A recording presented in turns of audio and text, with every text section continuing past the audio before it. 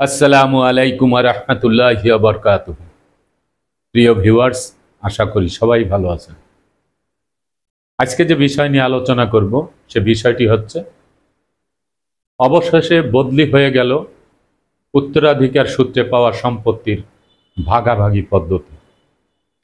উত্তরাধিকার সূত্রে পাওয়া সম্পত্তি কিভাবে ভাগাভাগি করা হবে এই বিষয় নিয়ে বিস্তারিতভাবে আলোচনা করব। তাই ভিডিও না টেনে সম্পূর্ণ ভিডিও দেখার জন্য অনুরোধ রইল। আর ভিডিও দেখার পরে যদি ভালো লাগে, মন চায়, তাহলে চ্যানেলটি সাবস্ক্রাইব করে পাশে থাকা বেল বাটনটি অন করে দিয়ে আমাদের সাথেই থাকুন। প্রিয় ভিউয়ার্স, আমরা জানি যে উত্তরাধিকার সূত্রে পাওয়া সম্পত্তি, এই সম্পত্তি নিয়ে কথা বলতে হলে সর্বপ্রথম চলে যেতে হবে সেই মৃত ব্যক্তির কাছে। মৃত ব্যক্তি হতে পারে মা, হতে পারে বাবা, হতে পারে ভাই, হতে পারে দাদা, হতে পারে দাদার বাবা, পূর্বপুরুষের সম্পত্তি যেটি বলি, পৈতৃক সম্পত্তি যেটি বলি। এই সম্পত্তি রেখে যখন একজন ব্যক্তি পৃথিবী থেকে বিদায় নেয়, তখন এই সম্পত্তি থেকে যায় এবং কিছু ওয়ারিশ তিনি রেখে যান। এই ওয়ারিশরা এই উত্তরাধিকার সূত্রে পাওয়া যে সম্পত্তি, এই সম্পত্তি নিয়ে তারা বিভিন্ন ধরনের টাল বাহানা করে এবং অনেকেই তঞ্চকতা করে, প্রতারণা করে। এক ভাই আর এক ভাইকে সম্পত্তি দিতে চায় না।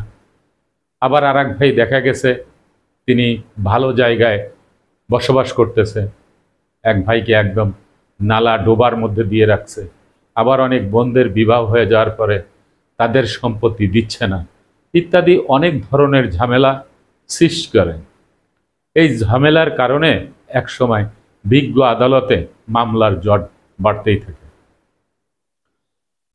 এই সম্পত্তি বন্টনের বিষয় নিয়ে 2004 সালে বাধ্যতামূলক করা হয়েছিল আপোষ বন্টনামা দলিল। কিন্তু এই আপোষ বন্টনামা দলিল বাধ্যতামূলক করা হলেও সেটি কিন্তু কার্যকারী ভূমিকা রাখে নাই।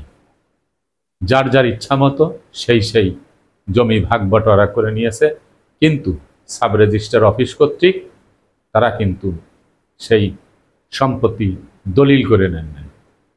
এতে যেমন সরকার ক্ষতিগ্রস্ত হয়, তেমনিভাবে সাধারণ জনগণ যারা ওয়ারিশ তারাও কিন্তু ক্ষতিগ্রস্ত হয়। কিভাবে সরকার ক্ষতিগ্রস্ত হয়? কারণ সরকার একটি দলিল করলে সেই দলিলের যে সার্ভিস চার্জ, সরকারি চার্জ, সেটি কিন্তু সরকারি কোষাগারে জমা হয়। আর জনগণ কিভাবে ক্ষতিগ্রস্ত হয়?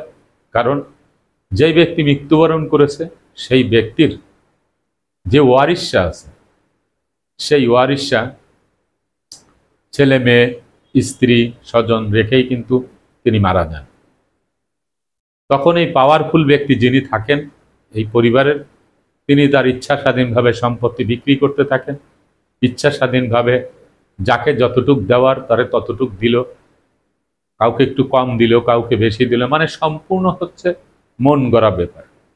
এই মন গড়া সিস্টেম বা পদ্ধতি এ কিন্তু করার কোনো সুযোগ আর থাকছে না। আপনি যদি এখন যান এক খণ্ড জমি বিক্রি করতে, সর্বপ্রথম চাবে অবিভক্ত সম্পত্তির আপোষ বন্টননামা দলিল। আপনি যদি নামজারি করতে যান, আপনি যখন খাজনা দিতে যাবেন, তখনও আপনাকে কিন্তু সেই আপোষ বন্টননামা দলিল দেখতে চাইবে। আমার কাছে অনেকেই প্রশ্ন করেছেন যে জমির খাজনা দিতে গেলে সম্পূর্ণ সম্পত্তির খাজনা দিতে হচ্ছে, কিন্তু আমি তো এত সম্পত্তির মালিক নই, আমি সম্পত্তি দখলে আছি 1 বিঘা, আমাকে এখন 10 বিঘা সম্পত্তির খাজনা দিতে হবে, কিভাবে দিব? কিন্তু যেই ব্যক্তি এই প্রশ্ন করেন তার অন্ততপক্ষে এতটুকু বোধগম্য হওয়া উচিত যে কেন 10 বিঘা সম্পত্তির খাজনা দেওয়ার কথা বলা হচ্ছে। এজন্যই বলা হচ্ছে যে এই সম্পত্তিটি সম্পূর্ণভাবে একসাথে রয়েছে, অবিভক্তভাবে রয়েছে, ভাগ বাটোয়ারা হয় নাই। সেই মৃত ব্যক্তির নামেই সম্পত্তি রয়েছে।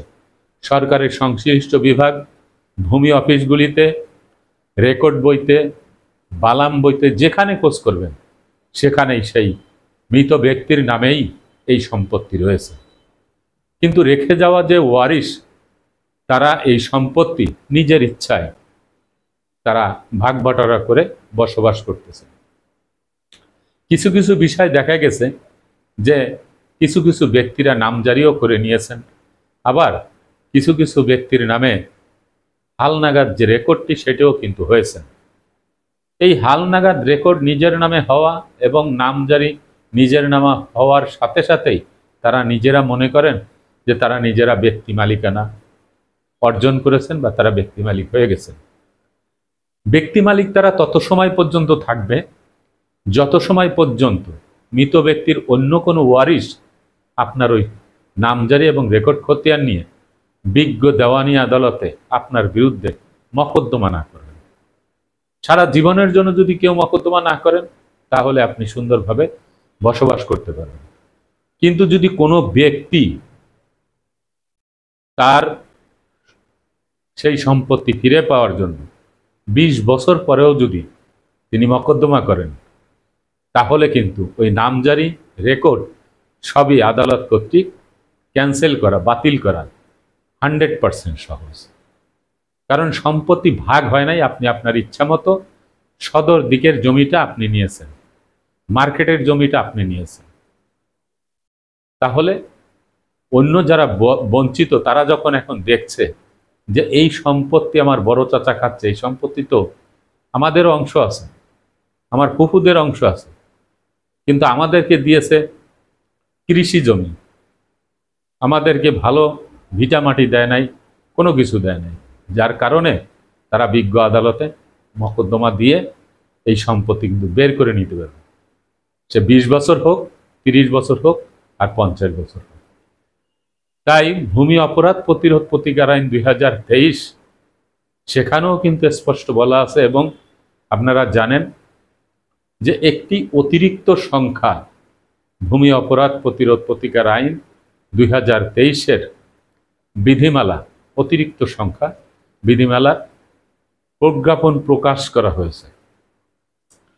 এই প্রজ্ঞাপনও যদি আপনি সুন্দর করে পড়েন তাহলে এই প্রজ্ঞাপনে আপনি তিন অনুচ্ছেদে আপনি পেয়ে যাবেন যে জমি সংক্রান্ত বিষয়ে যারা অপরাধ করবে তাদের তো শাস্তি হবে, এবং এটা নোট করে একদম বিচারিক আদালতে দিয়ে তাদেরকে শাস্তির বিধানও কিন্তু থাকবে।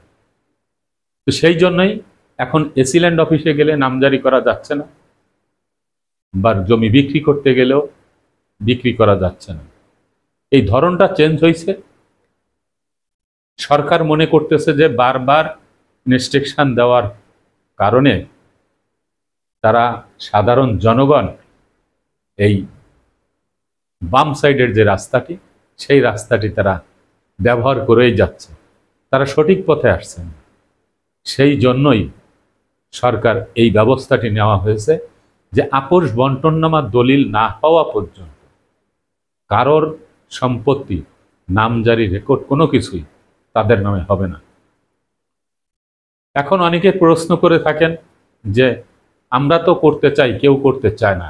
এটা কোনো কথা না, করতে অবশ্যই হবে। সেই জন্য এই ভিডিওতে আপনাদেরকে জানাচ্ছি, কেউ করবে না, আপনার করে নেওয়ারও সিস্টেম আছে।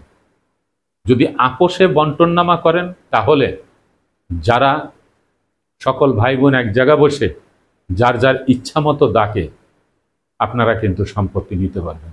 আর যদি আইনের মাধ্যমে যেতে হয় তাহলে ফারায়েজ তৈরি করে হিস্সা মোতাবেক প্রত্যেক দাগে দাগে আপনি যতটুকু সম্পত্তি পাবেন সেই সম্পত্তিতে আপনাকে যেতে হবে। সেজন্যই আপোষ বন্টননামা দলিল যদি করা হয় সাব রেজিস্ট্রার অফিস থেকে, তাহলে এই সম্পত্তি নামজারি, রেকর্ড খতিয়ান হওয়ার পরেও সারা জীবনের জন্য অন্য কোনো ওয়ারিশ এসে এই সম্পত্তি দাবি করতে পারবে না। তৃতীয় নম্বর হচ্ছে, যারা আপোষ বন্টননামা দলিল এখনো পর্যন্ত করেন নাই, অথচ 20 বছর পর্যন্ত বাবা মারা গেছে সেই সম্পত্তি নিজেরা মৌখিকভাবে বন্টন করে তারা বসবাস করছেন, নামজারিও হয়ে গেছে বা একটা রেকর্ডও হয়ে গেছে, তাহলে আর কোনো সমস্যা থাকবে না? অবশ্যই থাকবে। এটা মাথায় রাখবেন, এটা অবশ্যই থাকবে। রেকর্ডও সংশোধন করা যাবে, আবার নামজারিও কিন্তু সংশোধন করা যাবে, কিন্তু দলিল সংশোধন করা যাবে না। কারণ দলিল সংশোধন করতে গেলে বিজ্ঞ বিচারক মহোদয় তিনি দেখবেন মৃত ব্যক্তির ওয়ারিশরা তারা যে আপোষ বন্টননামা দলিল করেছেন সেটি কিন্তু পারফেক্ট এবং সাব রেজিস্ট্রার অফিসের বালাম বইতে এন্ট্রি করা আছে। এজন্যই এই রেজিস্ট্রিকৃত যে বন্টননামা দলিল, এই দলিলটি বাতিল করে না। তাই অতি সত্বর আপনারা এই বিষয়টি দেখবেন। এখন আসা যাক, কেউ যদি করতে না চায় তাহলে কি করবেন?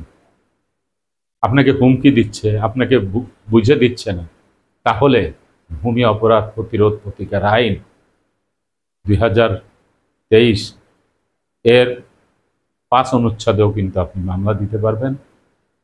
সবচেয়ে বড় কথা হচ্ছে আপনি এই নতুন যে বিধিমালা আছে, এই বিধিমালার আঙ্গিকে আপনি ফৌজদারি আদালতে মকদ্দমা দিয়েও কিন্তু আপনার সম্পত্তি আপনি ফিরে পেতে পারেন।